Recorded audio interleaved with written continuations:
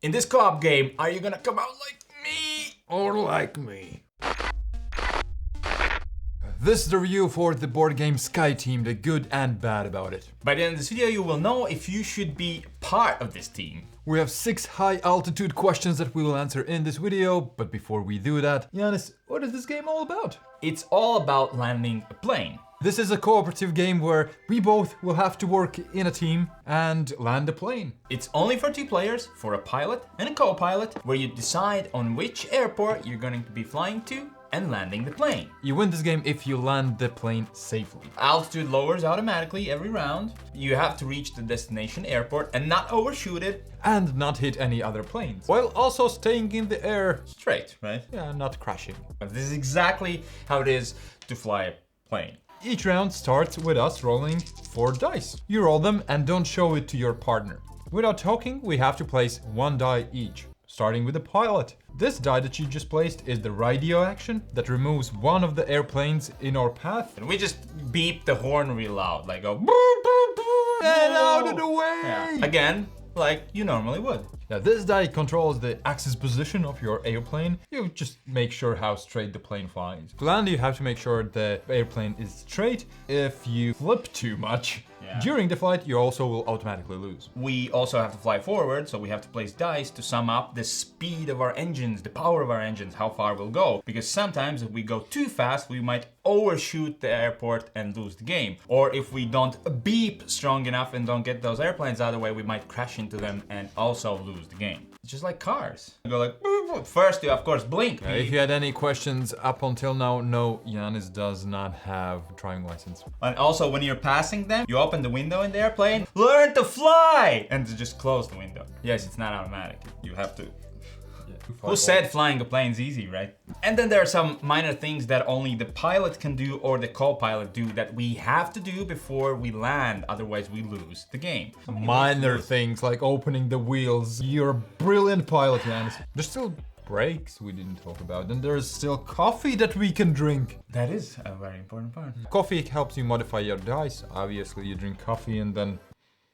And just like in real life, sometimes you place your die to make coffee and then the other guy drinks it. That is one thing that actually happens. That's the basic overview of the game. There are different levels that you can add to make the game more interesting for you. And more stuff will be added to the board, next to the board, that will make game harder but more varied.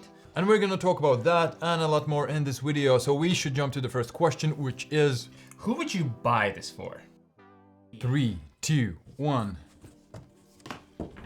I would buy this for people or play it with people who always answer, I guess, if I ask them, do you want to play a board game? Not saying no, but they're not also super excited. I guess I could, because this game is really relaxing. It's a cooperative game. It's easy to teach. If you have somebody who's not sure, I think they're gonna have a good time with this game. Mine's for weekday flyers. This is a perfect game for me to bring out on a school night to play with my son. Cause it's like 15-20 minutes, sometimes shorter if you lose. It's just such a quick setup, quickly play, quickly take it out. Perfect game for 2 people who are looking for something that you just don't want to invest a lot of time in, learning or playing.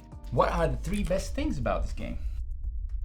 These shirts are all about gamers, the feeling that you get from gaming, because home is where your games are, right? And we do want to fight that rulebook dragon. Mini choices.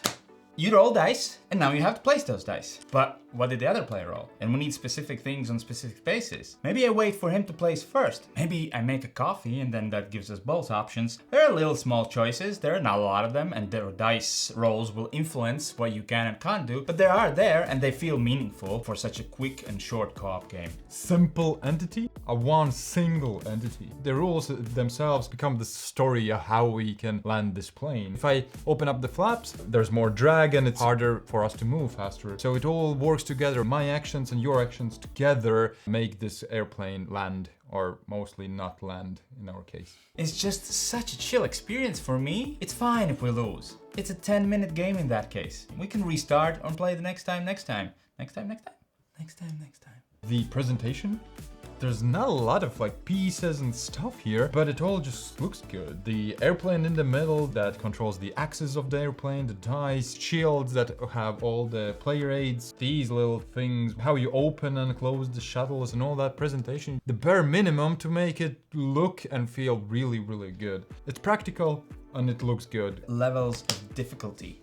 I'm gonna just jump right in the levels. There are like 20 of them. They're divided into 4 levels of difficulty, and each level comes with its own like track where certain things will be on the board, plus some limitations. On the harder levels, you only have 1 minute for both players to place your dice. Or a fuel gauge will be added where you need to play a die to lower your fuel consumption. And if that runs out, you know what happens when fuel runs out. So if you're looking for that kind of experience, you can just go into the tougher levels. But you can tailor the specific game for your taste, which is really nice.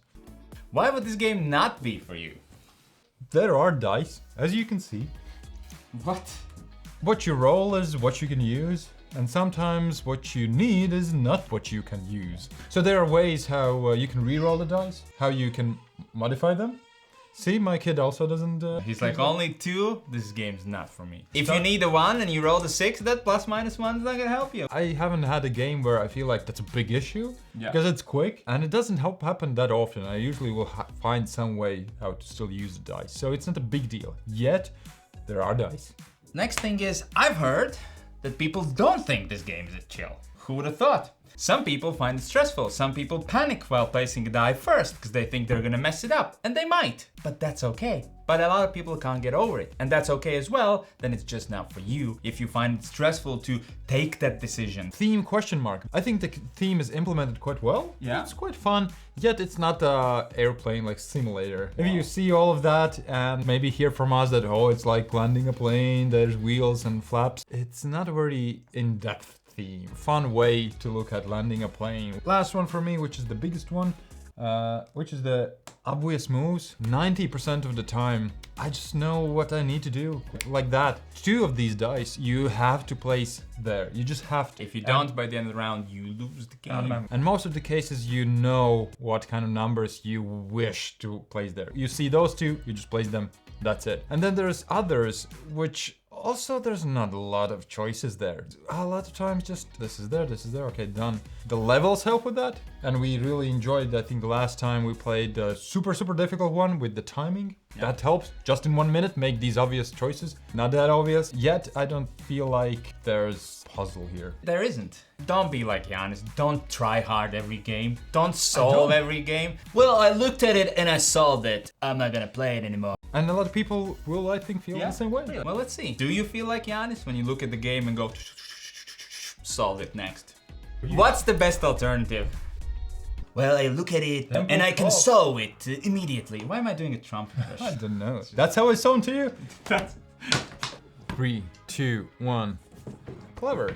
That is not a co-op game. Do you like this game? Do you want something similar that is not a co-op, that is not a dice placement game, that is not easy and is not in 10 minutes? Then that game is for you. Go ahead, pitch it. First of all, we talked about that it's calm, and when would you play it is usually when maybe you are doing something in the background or just meeting somebody and talking about things. Doesn't take a lot of space, so you roll a bunch of dice there, fill in boxes that fit any of the dice. This is a competitive game. It's a totally different game, but do continue. Of course. What's the same board game as this one? We'll get to your alternative and the million ways why your alternative is much worse than this one. It's gonna be a long video. Absolutely. Strap yourselves in, guys. Clever is with more choices, more challenging. The Crew. Horrible choice. The Crew is a co-op trick-taking game, so not doing the exact same thing. Now it's the part where I list a million things, okay? Ah, yeah, okay, let's go. So there's tons of pressure in that game. So it's a trick-taking game. Okay. There's 0 dice there. It's fine. It doesn't have to be the exact Whoa. When it's argument for my case, then it does you work. You still have for some reason. 999,998 Let's go. Does have a different color scheme, okay? So it's not the same game. Yeah. Wow, different colors. Yes, you got it. Okay. Different colors. Now, anyways, I thought you're not gonna get to the color scheme that kills it. I will. You can't re-roll anything. Anyway, if you don't know what The Crew is, it's a co-op trick-taking game where you also cannot talk. So it's million things against one. Ever, how long is the honeymoon? 2, 1.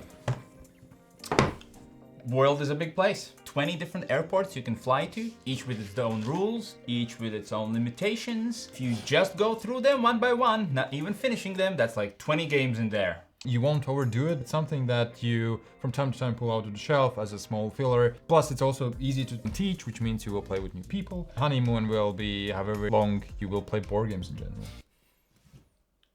No, I'm thinking how long. Was that a question? It's not a question. I know how long you will play board games. When you will start playing good board games, that's another question. Somebody has to play the bad ones as well. 3, 2, 1. Really good pass. I think this game is brilliant for certain situations and its place. It is must-have for those certain situations. I like it a lot. For my taste, I would like it to be crunchier, which is fine, it's not yet. The harder levels and the 1 minute time limit is something that I think will challenge also gamers, folks who find the first levels a bit boring. It's a small box full of gaming goodness that I can easily take off the shelf and teach it to anyone. I will remember the basic rules forever, so it's easy for me to just grab it, play it with anyone, play with my son on a weekday. It takes 10 to 20 minutes. It's gonna be my go-to two-player filler for a considerable while. Like you said, probably forever. It's a really, really good game. The only question is it for you? I hope this video helped you make sure of that. Is it? Is it not? Let us know in the comments. I couldn't come up with a two-player co-op game that's really good. And probably people now are gonna write in the comments and I'll go like, oh yeah, oh that one, oh that one, oh that one.